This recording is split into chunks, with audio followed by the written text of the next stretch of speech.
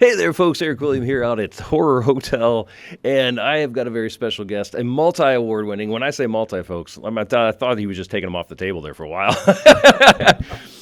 But a multi-award winning filmmaker here. Ed, thank you so much for joining us on the show. For the folks that weren't lucky enough to meet you out here at the Horror Hotel, introduce yourself and tell us what brought you out here to this festival. Great. Yeah. Do I take that? Yeah, you can't even. Ed Castaneda, Subliminal Ed of Subliminal Ed Films, doing filmmaking, writing, directing, producing for about 3.5 years now. What brought me out here was a micro short that we shot in August of 23 called Bones. And the whole idea behind that was, let's make something super dark, super close up. And when we expand to bright and wide shot, what you have seen is so shocking, you're going to go, ew. So that's what brought us out here. That's on a fest run. We got here with that. And then once we got involved, there's this Room 237 competition where we entered that. And that's the one where we won Everything. bunch of stuff. Yeah. Yeah. But yeah, tell us a little bit about then. How did the Room 237, for the folks out there, I believe you're the first one that's been on the show this weekend, that was involved in that competition. So what were the ground rules behind it? All right. Ground rules were 28 days. They gave us our prompts, our constraints. I forget what day it was, but it was a Friday night. They gave us constraints where we basically had 2 weapons that we got randomly chosen, that we had to at least include one of those weapons as a murder weapon or an attempted murder weapon. And I think there were like 30 weapons to randomly draw. So we got revolver and axe. Other than that, the only constraint was 5 minutes long. Okay. So that's what the constraints. And then from that kickoff, we had 28 days to write, shoot, edit, and turn in a 5-minute film, including credits. So I was going to say, including the credits. Wow. Okay. So no pressure. Now, a lot of people out there, in fact, we were talking briefly about it. You know, when you do a 48, you're used to doing something in a 48-hour period, and you've got that time. Did you find it a little harder to do it in the 28 days versus the 48 hours, or in that a smaller time constraint? Yes, absolutely. So going into it, I'm thinking I've done 6 48s, and 28 days is an eternity. Right. So I'm like, this is a piece of cake. But the problem is, within 28 days, life gets in the way. 48 hours, that's what you do for 48 hours. 28 days, I'm like, well, I can walk the dog and whatever. Yeah. So that's what made it difficult. You had to keep yourself disciplined. But we went in with a plan. I got a really great, just strong team that I normally work with. And our plan was week 1, we set a deadline, or the script has to be done here. Next week, our pre-production has to be done here. We scheduled the shoot date, so it was a 2-day shoot. And then the last week was editing. Wow. All right. That's just crazy to me that, yeah, again, putting all that together in that short amount of time and then coming away with first place overall in the competition. So congratulations. Thank you. Very, very well deserved from everything I've heard. So now let's circle back to Bones. Now, if you can, tell us a little bit about the inspirations behind without giving too much away behind that. Yeah. Okay. The inspiration started at the 2021 Horror 48 I was doing. And I was working with the practical effects person, Mike Davis, who's awesome. Mike Davis is fantastic. Like, we actually he did a body mold of someone for that 48 where we ripped out organs and stuff. It was crazy. Nice. So that movie's called Among the Sun. And so we were working on that, and we're halfway through Saturday, 7 o'clock at night. Everything's falling apart. And he's like, you know what we should have done? And he laid out this, like, 1-sentence thing. And I was just like, why did you say this yesterday? Right. So that's where, like, the spark was. And the whole spark was, it was kind of like, it was pretty much a person enjoying way too much of dealing with cadavers.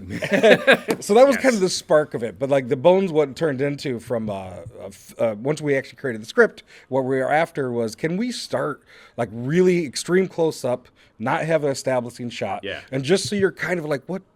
WTF. Yeah, Every exactly. time, once you start going out, and then once we go out, what you have seen is like, it all comes together, and it's kind of a gag. It's, it's 3 minutes, you want a big payoff, and Right. that's where it is. And yeah. So tell us a little bit about the shoot then, as far as once you got it all put together, bringing your team together. Did you already have kind of, because of where it was born in the idea of the 48, did you already have a team that you knew you were going to bring together on this, or did you kind of go out and find somebody, some new people to bring in?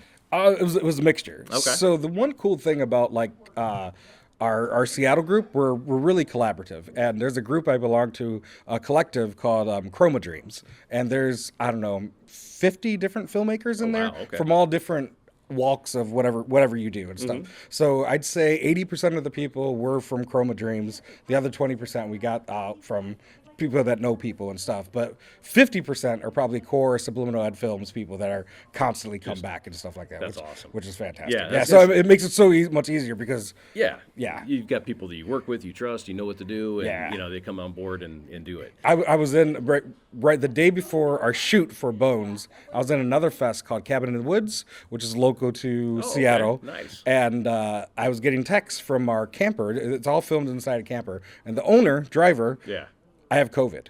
So I'm sitting here watching another film of ours, Invited, on screen. Like, Yeah. what do I do? And luckily, our one of our producers, Jim Dykes, he's like, oh, I can drive it. So like, everything almost fell apart the day before, but it came together. It came together, man. It worked out, and here you are.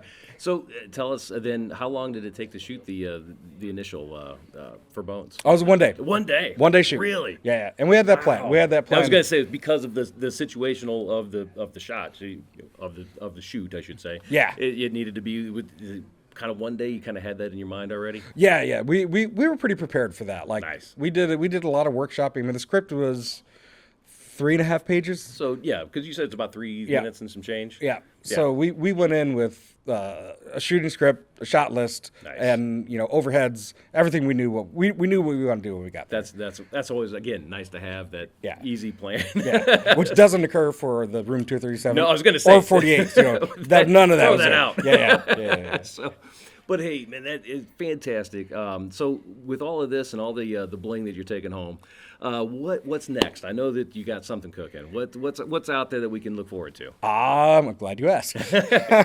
So I'm actually producing a short called Fire and Oak. Fire and Oak is it's about a off-duty sex worker who meets this man that they're kind of mutual attraction, but they have so much dirty laundry that the attraction or their past sins really just do not let them connect. So there's this push and pull of this relationship and this explosive, like, just disaster. And like I read the script. Susanna Stengel's the writer. I read the script at a table read and it blew me away. Nice. So I'm like, well, I need help. I need help make this film. So we're going into production next week. We started a crowdfunding campaign on Indiegogo. Check us out. I was going to say, we'll put that out there. Fire and Oak, Indiegogo. There you go. We 1 week after campaign, we're at 33% of our initial fundraising. So things are going great. Yeah. We got a great cast, great crew for that, and we have fire effects. I got a licensed pyrotech. I mean, everything's about pushing the limits, right? Yeah. So this one was about, can we do something even better? So like I'm shooting for like Seattle International Film Festivals, that kind of tier of film fest for Fire and Oak. Nice. All right. Well, And then I have a couple other ones coming too. So. I was going to say, but so what we'll do, so for the folks that weren't out here at Horror Hotel, lucky enough to get to network and get to know you, which, by the way, this man's singing some mean karaoke right here. But tell us how they can find you, website, social media, what's out there that they can find out more about you, and throw that Fire and Oak Indiegogo out there one more time, too. All right, subliminaledfilms.com. That's our page. You can get their contact information all from there. Subliminal Ed Films on Instagram, on Facebook. That's where we're at. We're out there. We have a YouTube channel where you can see some of our past stuff on there, as well as links to our Indiegogo, Fire and Oak. If you go to Indiegogo and Fire and Oak, it's on there. Awesome. Subliminal Ed at subliminaledfilms.com is how to reach me directly. All right. Well, I'll tell you what, thank you so much. We've got so much more to go here, and we've got people walking by making T-Rex faces.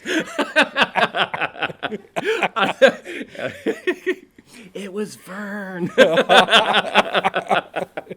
Well, folks, and thank you so much for joining us on the show. It's been a pleasure. It's been a pleasure getting to know you this weekend. That's awesome. Thanks, I'm looking forward to partying tonight, so we're going to get you back to Horror Hotel. Folks, we're going to get you back to Saturday Fright Theater right here on Saturday Fright Theater. Every night is a frightful night when you're watching a movie. We'll see you next time.